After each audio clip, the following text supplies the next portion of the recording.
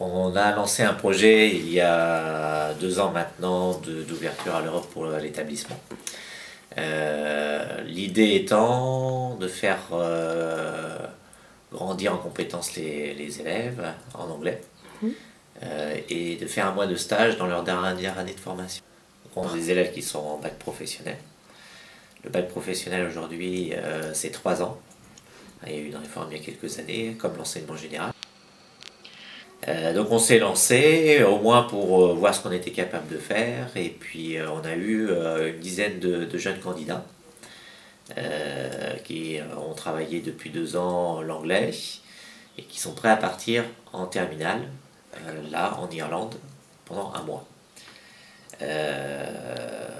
Bon, alors c'est quelque chose qui a été porté par 2 enseignants, enfin 3, Madame Fayou Marilyn, Madame Odurou Gaël et Nathalie David, et qui, à force de travail, on s'est dit mais ça serait bien qu'on ouvre une vraie section européenne.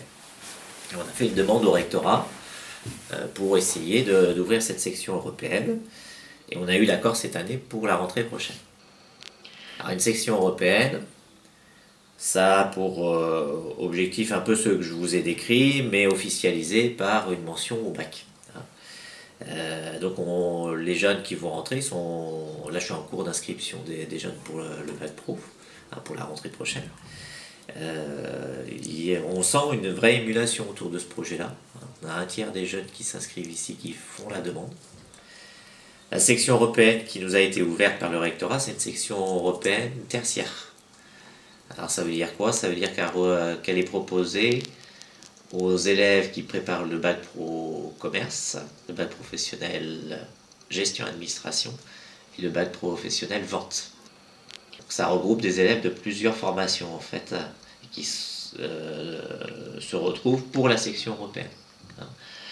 Sur les modalités de cette section européenne, c'est 2 heures d'anglais de plus dans leur semaine, ce qui fait que c'est un vrai investissement parce que l'emploi du temps est déjà chargé.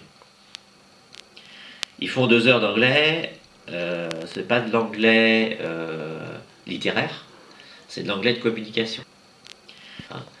L'objectif étant qu'ils puissent s'insérer dans un genre d'entreprise pendant un mois à l'étranger et qu'ils puissent ensuite acquérir des compétences professionnelles.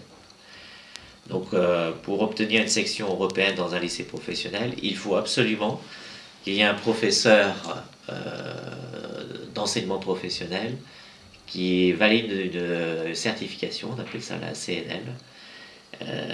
Et donc on a un enseignant, une enseignante en communication qui a passé la CNL, qui l'a eu l'an dernier.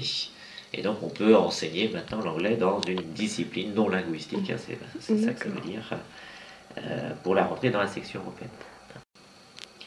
Donc c'est un investissement aussi de tous les enseignants, c'est quelque chose de très très imposant en temps, parce qu'il faut tout créer de A à Z. Et puis donc,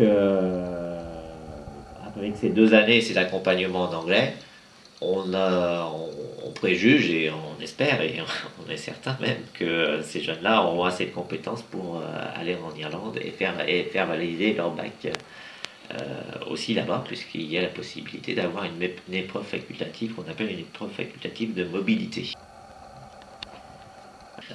Et donc ça, on va leur faire passer aussi. Donc en fait, il y aura 2 modalités pour ces jeunes-là. La modalité du bac professionnel section européenne, il y aura une mention sur leur diplôme. Et puis la possibilité de passer cette épreuve facultative, je vais vous donner les documents, de mobilité, qui est reconnue par l'Europe évidemment, et qui est une évaluation sur place par les professionnels dans l'entreprise où ils sont.